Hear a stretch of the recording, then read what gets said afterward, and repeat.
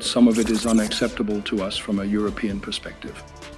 The message is clear. Washington wants Europe to shoulder more of its own defense.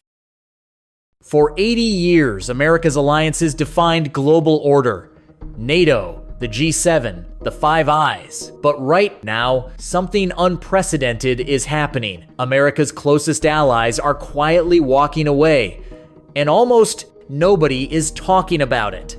The 26th of March, 2025, President Trump announces 25% tariffs on auto imports from Canada and Mexico, countries that had guaranteed tariff-free trade for decades under ratified agreements. Our relationship with the United States will never again be the same as it was. Canada's economy shrank 1.6% in one quarter. Unemployment hit 7%. The 75-year partnership between the U.S. and Canada, celebrated as having the world's longest undefended border, ended overnight. Canadian Prime Minister Mark Carney didn't mince words. The 80-year period when the United States embraced the mantle of global economic leadership is over. This isn't about one country. It's a pattern. Trump threatened to annex Canada and Greenland, bomb Mexico, retake the Panama Canal, demand $600 billion from the European Union, remove Canada from Five Eyes intelligence sharing. The tariffs pushed car prices up $5,000 to $10,000 for Americans. Canada, Europe, Japan, Australia, all facing the same treatment, all reconsidering their relationship with Washington. One expert from the Peterson Institute warned, investors will be shocked how much things are going to move away from the US in standards, networks, and infrastructure in coming years. Trump's national security strategy doesn't just criticize allies, it accuses Europe of civilizational erasure and censorship.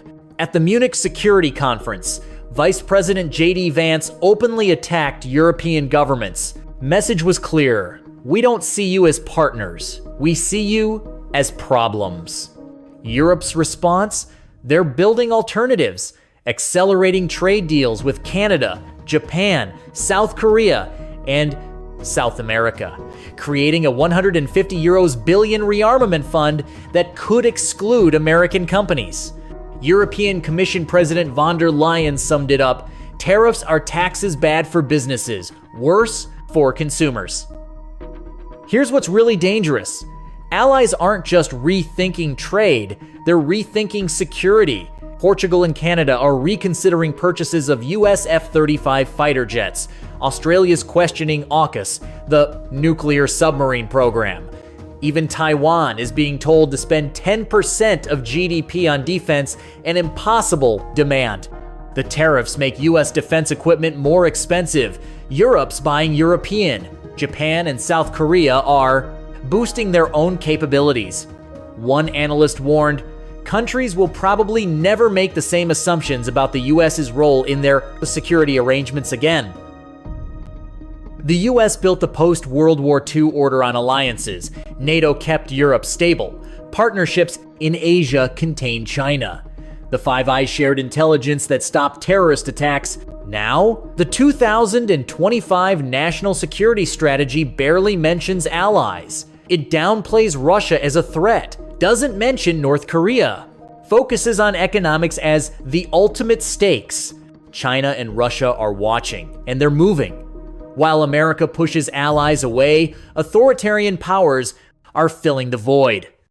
Here's the brutal truth. America didn't lose its allies in a war. It lost them through choice. Every tariff, every threat, every insult to democratic partners, these aren't just policy decisions. They're strategic disasters. The world order that kept America safe and prosperous for 80 years, it's unraveling.